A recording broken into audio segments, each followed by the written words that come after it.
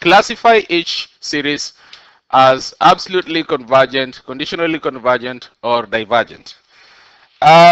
So what you're going to do here is, first of all, um, we'll start by showing that our series converges by alternating series test, and then we can check that it converges,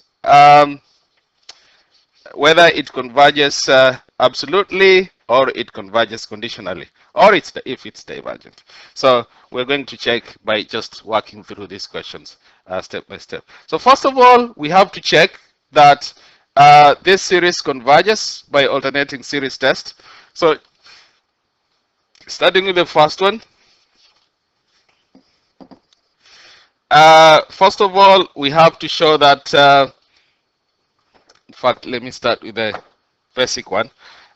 We have to show that S sub n plus 1 is less than S sub n. Now, because n is greater than or equal to 1, definitely 1 over n plus 1 is less than 1 over, this is factorial.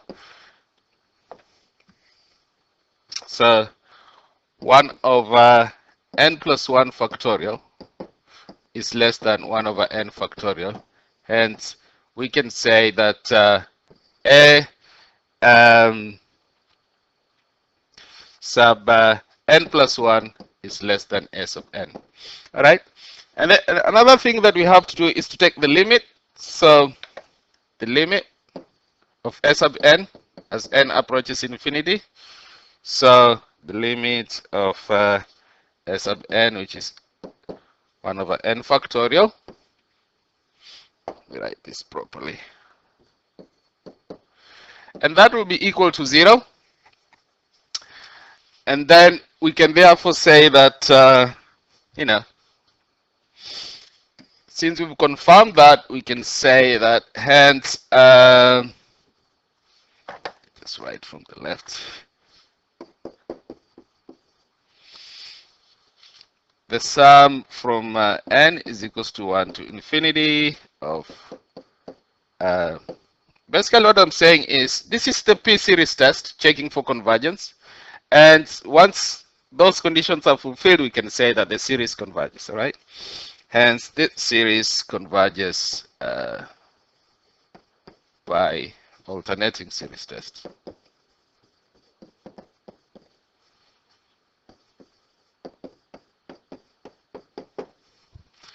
Okay. Now that we've finished that bit, we are going to carry on to check whether this series converges absolutely or conditionally. So what I'm going to do now here is to check whether the sum of absolute value of S sub n also converges, all right? So what I'm going to do next is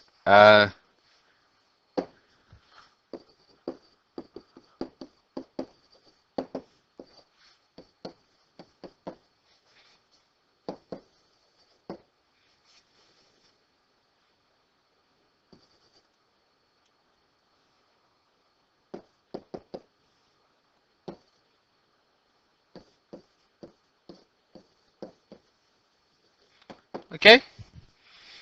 So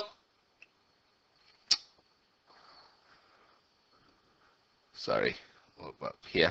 All right. So what I'm going to do is, I know that if I can just come up here again, so that you can see what series we have, yeah, over there.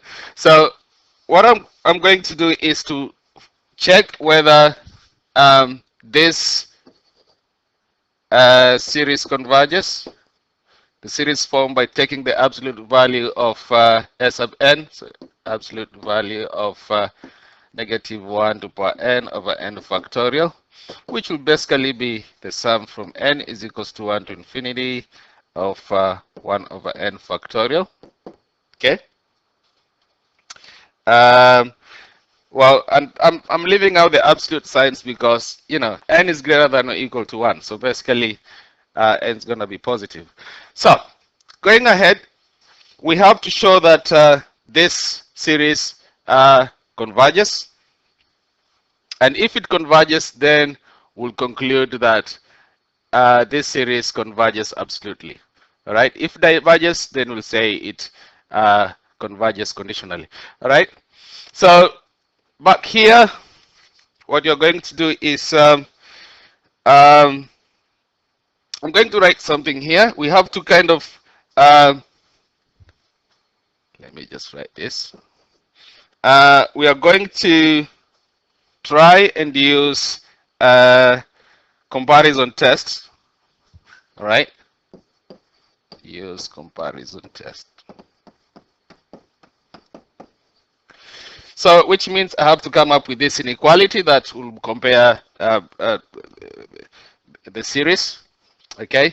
So, I'm going to write consider this inequality here, 0, and I'm going to pick something that I can compare with this series. All right.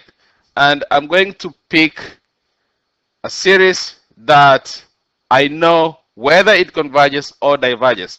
You cannot pick something that you don't know, because otherwise how are you going to compare two things that you don't know?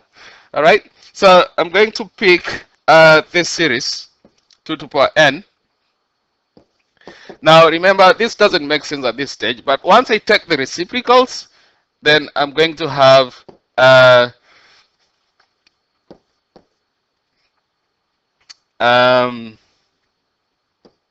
this inequality.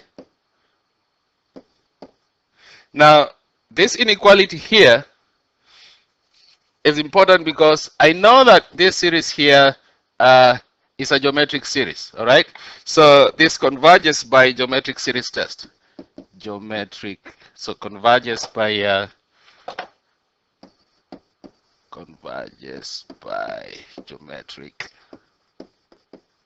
series test. Okay, so that series converges by geometric series test. But let me go back to this inequality here. Now, this inequality here is true, right? This inequality here is true because if you use your calculator to kind of inspect these values, as especially when n is greater than or equal to 4. Now remember, since the convergence or divergence of a series is independent of the first few terms, we can ignore these terms and just consider the series starting from a specific value. I had talked about this when we are looking at comparison test. So we can just consider a series starting from a specific value where the series hold. So what I mean by that is, if you inspect this series, just plugging it in your graphing calculator, not really series, but the values of these expressions. So if you go onto your calculator and plug in 2 to the power x and then x factorial,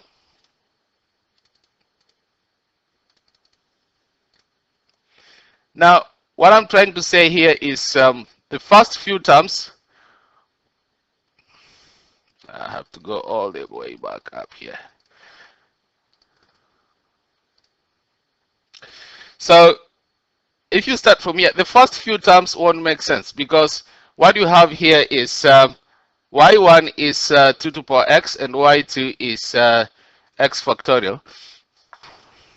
So you can see that in the beginning 2 to the power x is greater than, but if we start looking at these values from n is, or x is greater than or equal to 4, you can see that here actually 4 factorial is less than 2 to the power 4. All right, and next value 5 factorial is less than 2 to the power 5. 6 factorial is less than 2 to the power 6, and so on and so forth. So starting from n is greater than or equal to 4, all right? So starting from n